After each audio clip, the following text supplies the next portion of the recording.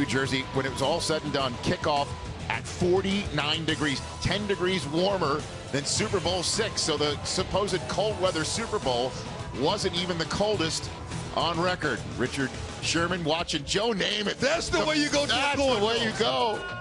But Terry McCauley stopped him, got the coin in the air because he wanted to make sure there was heads and tails was called. And then Joe flipped the ball in the air. And the Seahawks won the toss but put their defense out on the field. That set the tone right there to let you know we come to play, and we come to play defense first. And then the first snap of the game goes into the end zone. It looked like Peyton Manning was audibling, but the snaps the football. No Sean Marino hops on it 12 seconds into the game. And it's to 12 men already had an effect. The 12th man, 12 seconds into the game leads to 2 points. Right off the bat, the quickest score in the history of the Super Bowl as Manny Ramirez snapped it before Manning was ready. Next Seahawks possession with some quality field position. Here's Percy Harvin around the edge.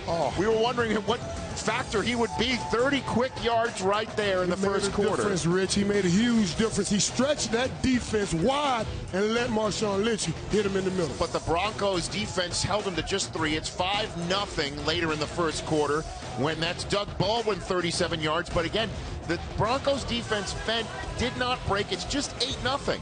So Peyton Manning has a chance to march down the field and just make it a 1-point game, except on 3rd and 7, he throws it high to Cam Chancellor. Bad throw, bad read, great play by Cam Chancellor. Pressured by Cliff Averill. And I thought I started sensing intimidation right around here this early. You're right, Mike.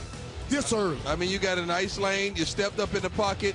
Misread that. Is a horrible throw. And the effort by Julius, I mean, maybe he was in a bad position, or maybe there was some pain coming. And that turnover would be turned into points thanks to a pass interference call in the end zone. Seattle fans have remember Super Bowls where the pass interference in the end zone was called on their receiver, not the defender. That put the ball on the 1-yard line this time, and then Marshawn Lynch, there's that action boss right up the middle for the touchdown. 15-0 Seattle. So it's time for Denver to do something positive, and they are on the plus side of the field with 3 minutes to go in the half when Manning is hit as he throws. Malcolm Smith with the pick, and it's a pick 6 for Malcolm Smith, 22-0, Marshall. You know, Kurt Warner talked about Peyton throwing interceptions and how it would affect his game.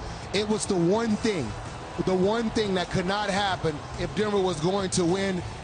And guess what? A pick 6 really changed the landscape of this game. Cliff Averill was getting to Manning that got him to throw it and hit his arm as he threw it, and Manning down 22 points right before the half, maybe get some points before the half with a minute to go in the half, but Peyton Manning cannot complete to Demaryius Thomas.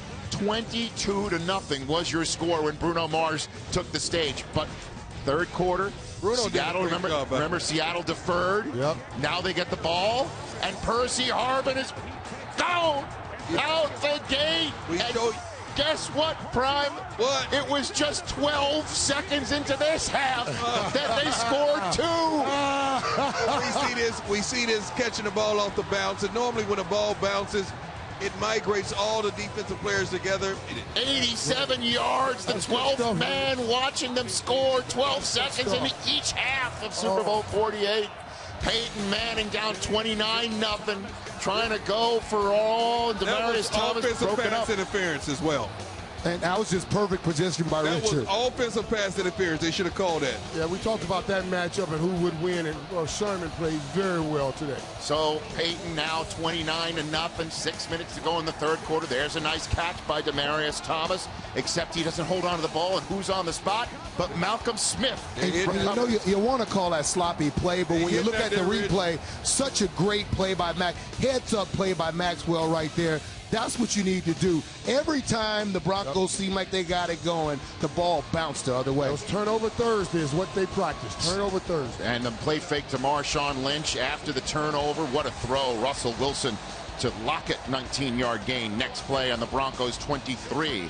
It's time for Wilson to go find himself some curse on 1st and 10. 23 yards. And this kid is one of those kids undrafted that you heard Richard Sherman talk about. Nobody wanted him. Pete Carroll takes him in, and look what happens. And it doesn't matter who Russell Wilson is throwing the football to.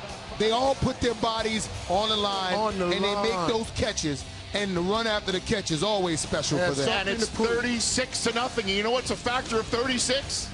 12. There's 12s everywhere. 36-0 when finally the Broncos get on the board with no time left in the third quarter to make it 36-7. So we would not have a shutout in Super Bowl 48. It's 36-8 as Demaryius Thomas sets the records for most receptions in a Super Bowl. But Doug Baldwin, your X factor from the NFC Championship game, Marshall. I love this kid, man. Made it a 40 burger in Super Bowl 48. Everything that they do with Percy Harvin, this kid can do it. Every time Percy's out, he steps in, whether it's in a return game or receiver, and delivers for the Seahawks. And Richard Sherman finished the game on crutches. Pete Carroll is a Super Bowl winning head coach, getting a hug from Russell Wilson, who he drafted in the third round just 2 years ago. And that man has still one Super Bowl ring, while Malcolm Smith has a Super Bowl MVP and a trophy to boot. So how about them apples?